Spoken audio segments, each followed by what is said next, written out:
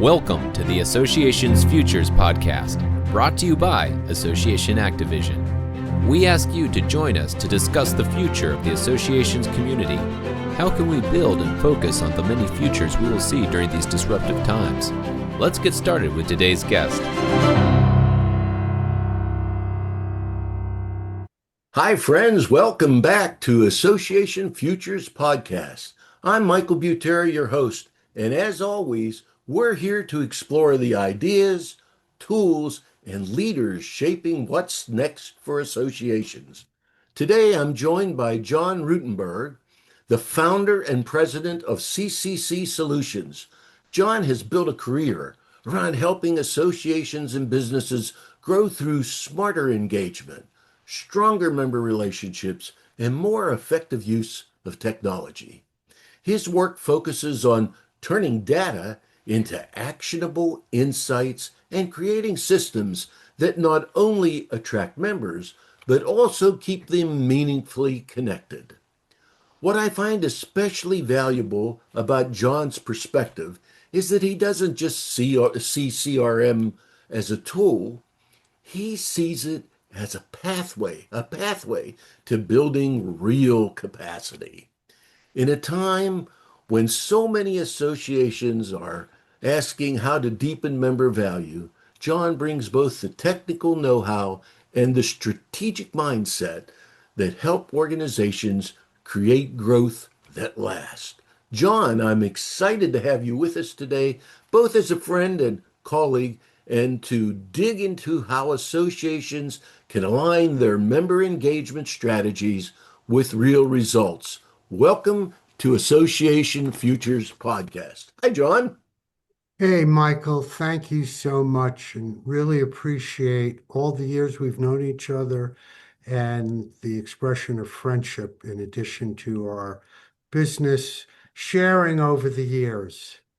Well, it's always been my pleasure, Jon. So that our audience knows, we frequently talk to one another, and this is a great opportunity for us to see what a person who has devoted really most of their work for the last, I don't know how many years, to this whole idea of CRM. As you know, in the association world, we often call these association management systems, but in effect, it's a CRM. So, Jon, you worked with many businesses and associations at different stages of their growth.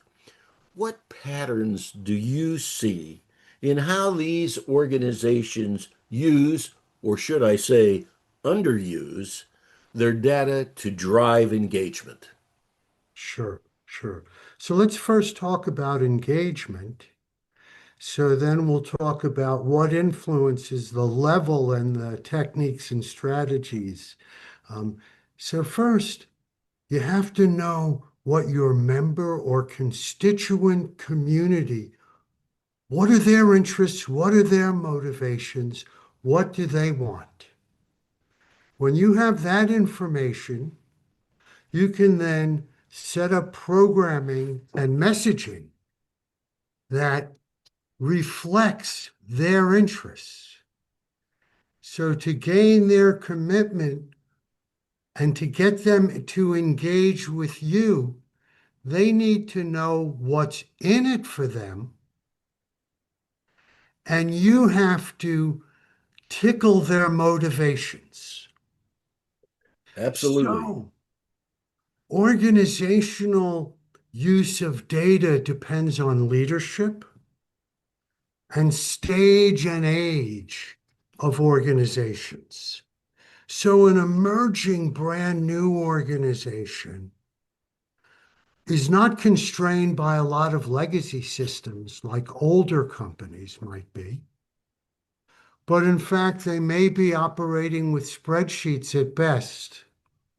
And in an emerging organization, silos emerge because each person is responsible for a program or a function, and they're grappling to have data.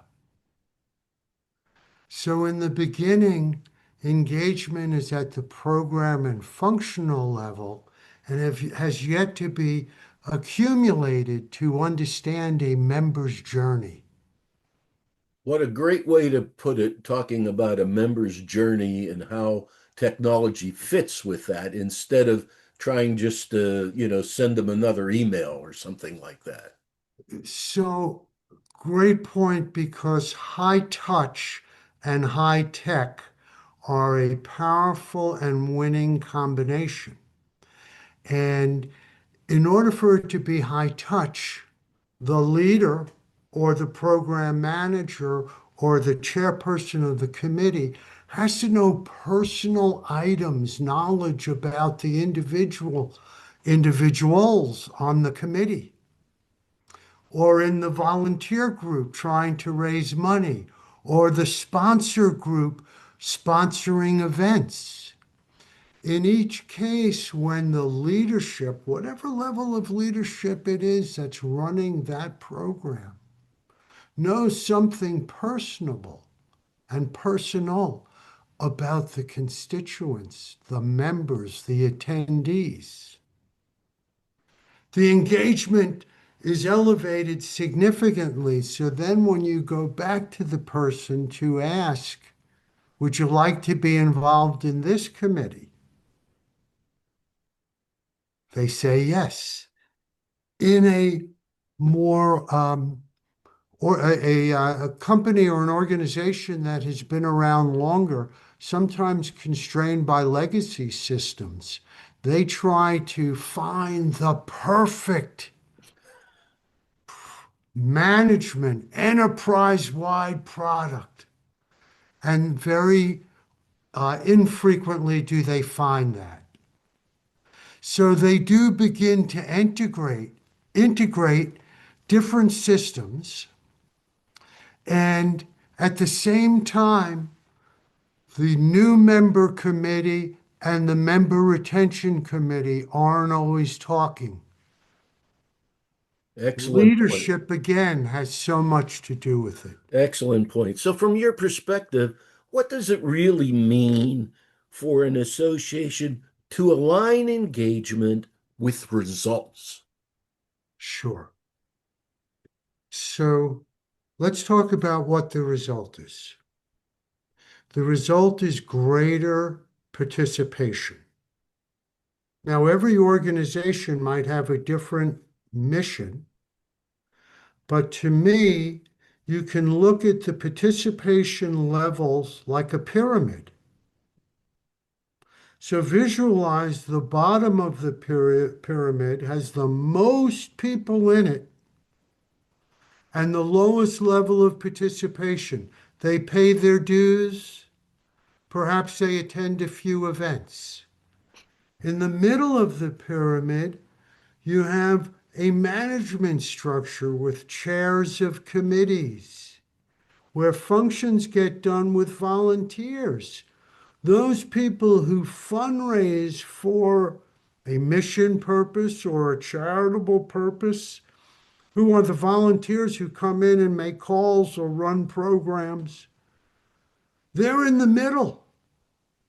And then at the top, at the pinnacle, there's fewer, but the highest level, and whether it's in donations or in leadership roles. So a great measurement is, are the folks moving up the pyramid? Wonderful. Okay, so how do you engage and get that done? You need magnets. Magnets pull people up.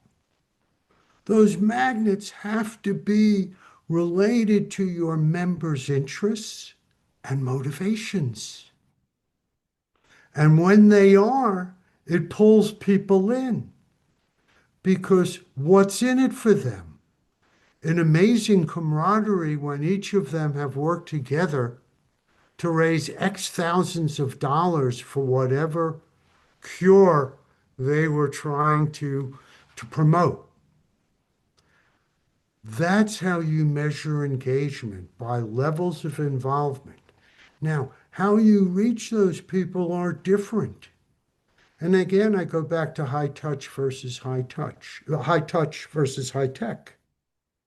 because the tech supports the messaging. And by automating more and more of the outreach, While personalized, I free up your middle management team in an organization of 1,000 or 3,000 or 500 to be out with members. And when you mentioned earlier how I learned to use the CRM as a tool, the tool is amazing leverage, which enables leadership to get out from under the repetitive, mundane, routine tasks of outreach so they can apply high touch. And the day after an email goes out, make 10 phone calls to 10 of the recipients. You get through in a flash because the email warmed it up. What an excellent point. What an excellent point. These CRM systems can feel very overwhelming to organizations, particularly to small staff associations where they have, maybe 15 or less staff people, maybe even 10 or less staff people. Sure. How do you help leaders think about right sizing technology to fit their own capacity? Sure. Great question. So the implementation of most systems is overwhelming, and certainly CRMs can be as well. We specialize in CRMs, and where I start with any prospect or client is understanding their needs, the pain points that they feel, and first determine their capacity, because you've hit on a great point. Organizations are running a mile a minute trying to do all the different goals and objectives they've set. And now somebody is trying to say, you got to implement this CRM. So, CRMs come in all sizes and shapes. And you have to understand really what are the highest and most important needs. CRMs at the lowest level replace what some of us would have called a Rolodex. But having contact records online all in one place is a great start. But it's still just a very limited use. Yeah. It's so good to hear somebody else talk about a roller decks. I'm not sure everybody even remembers what they are anymore. But today's folks maybe are using AI to cull out of their Zoom files the names and phone numbers, emails, LinkedIn addresses of folks who attend meetings. But pre-COVID, we all had business cards and we handed out business cards, and I'd walk into a customers, or particularly when they were before they were customers or clients, but as prospects. And people would show me a shoebox full of business cards or have all their business cards alphabetized in a photo album kind of loose leaf. Okay. So centralizing your records is the first step, and that's terrific.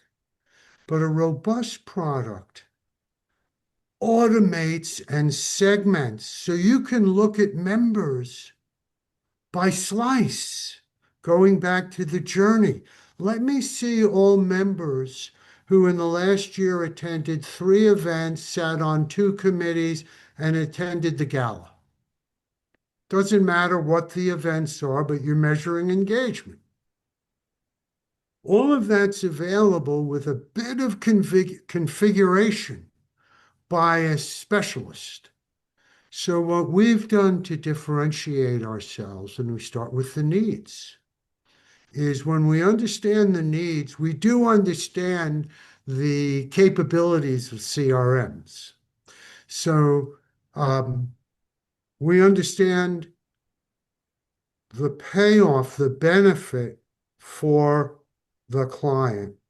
And by prioritizing the needs and understanding the budgets and getting the right people involved initially is very, very important to reducing the overwhelm and getting and gaining acceptance and a warm reception when a warm, tender teddy bear like Jon Rutenberg helps implement a You, CRM. I got a great follow-up after that one, John, teddy bear aside. Many executives in the association world really worry about whether the staff is interested in adopting new systems. Yeah, they're the boss, but adopting new systems doesn't come that easily, particularly when people are not technology savvy, and they're afraid of it almost. So, what practical steps can associations take to ensure that their teams actually use the CRM tool they invested their resources in? I think it's up to leadership to put the project in the hands of the staff, probably the ones who'll be most affected. And good leaders have the ability to motivate staff in the most positive ways by presenting it correctly. The leader also has to be involved and has to use the platform. If the leader is not going to use the platform, let alone be a great cheerleader, they probably are not going to have success. And so I would start with turning it over to a team that represents the organization. And in a group of 15, if there's 15 staff, I would say that maybe there are 3 people who work on it under the main leader, who bring in the other people appropriately.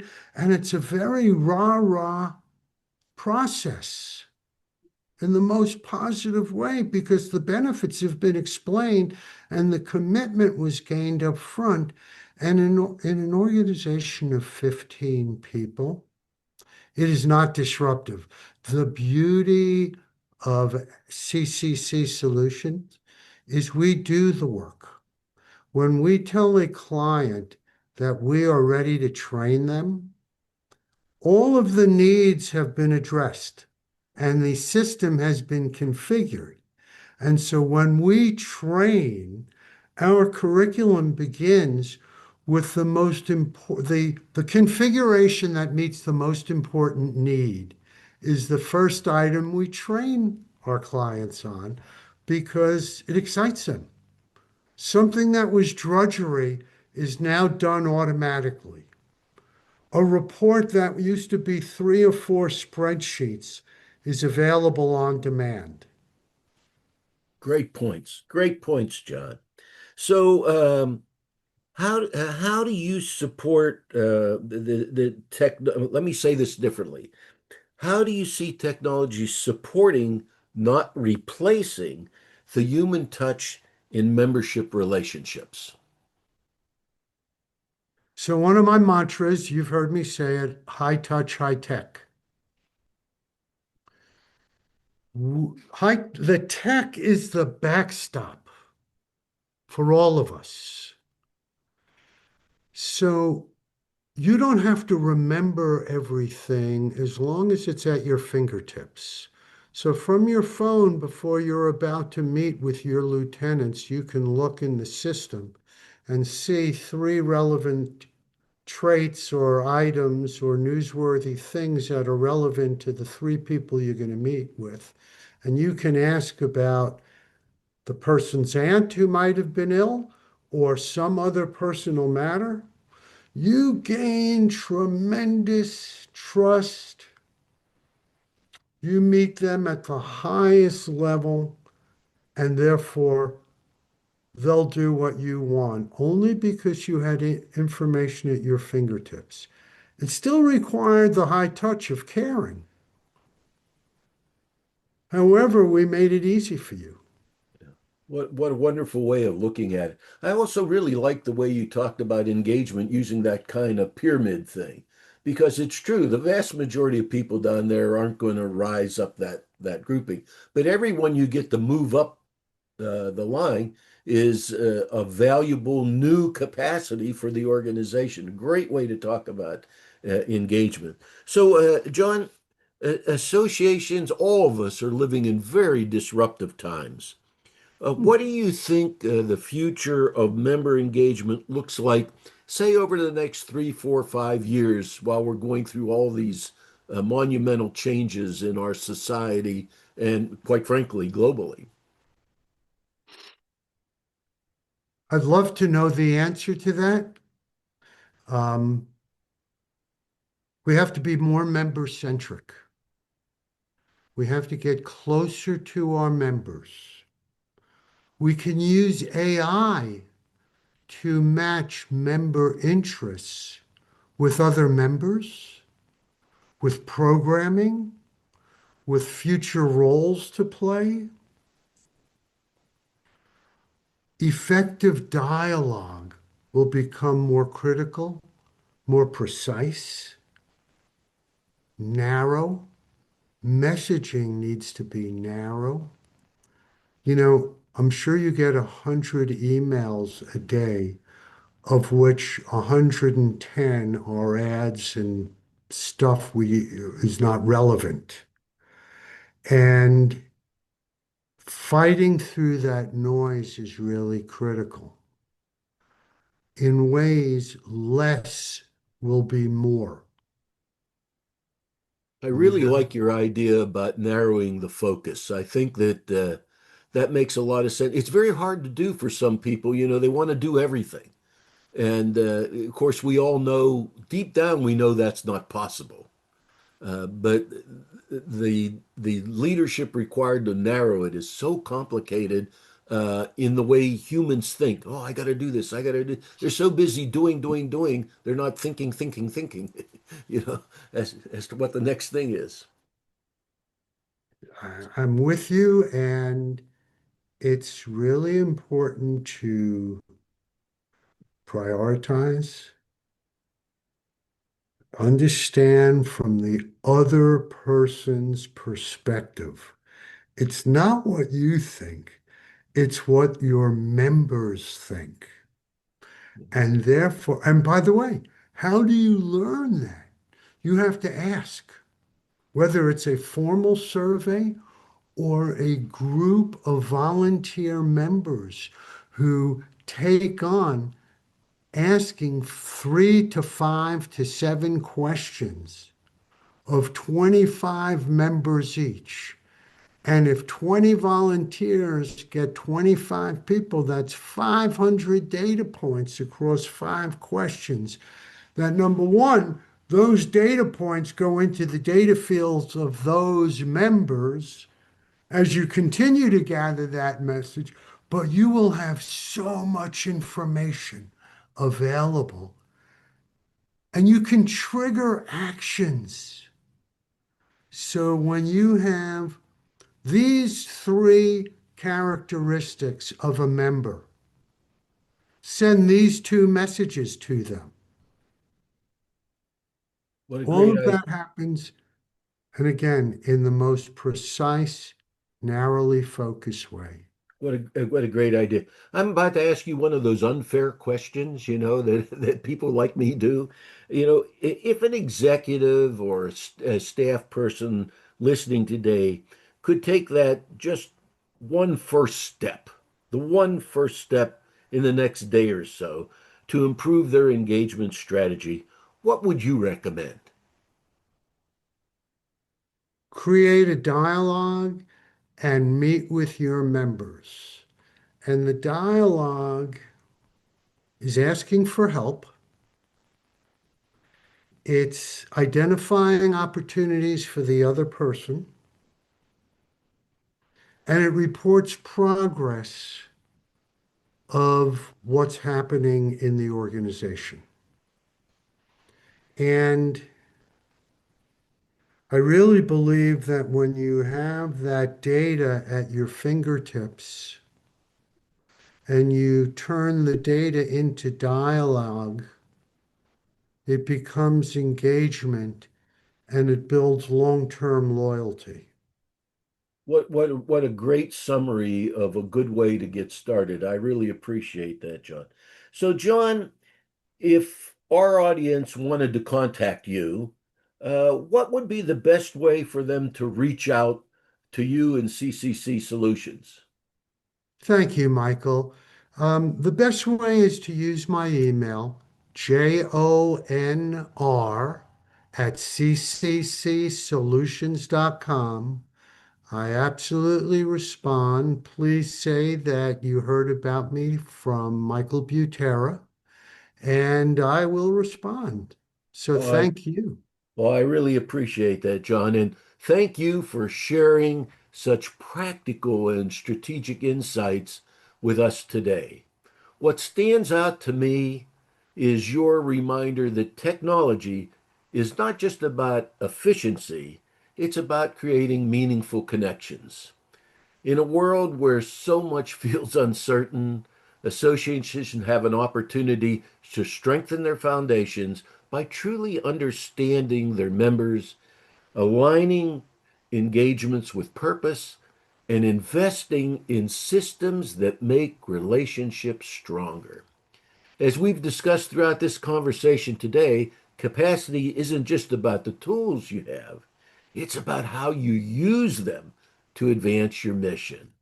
Future ready associations will be the ones that marry smart technology with the human touch, turning data into dialogue and members into partners. So let's take the challenge and the opportunity before us.